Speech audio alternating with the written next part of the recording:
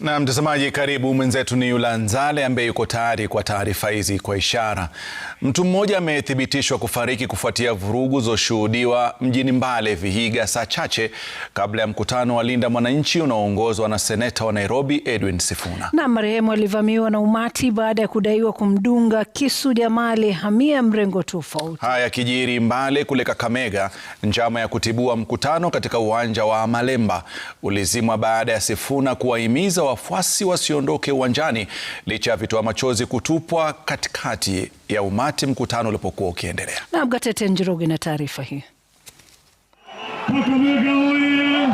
Punde tu seneta Edwin Sifuna alipochukua kipaza sauti kuhutubia umati,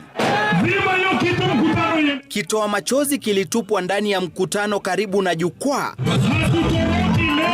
waliohudhuria wakitoroka.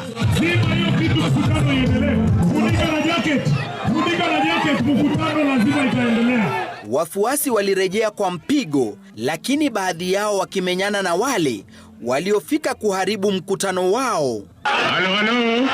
Kwa wakati mmoja, vijana wakimfikisha jukwani mtu aliyedai alikuwa miongoni mwa wale walioleta vurugu. Wacha hiyo, usimpige, mwachana na yeye. Viongozi wakimuokoa. Mimi naandamwa kwa kukumbusha William Ruto kwamba uliweka mkataba na baba Raila Amolo Odinga ya kwamba utaheshimu haki za watu kukutana kwa amani jinsi ambavyo tumekutana hapa. Kwa nini unatutupia tear gas? Hiyo si ni kukiuka mkataba na baba?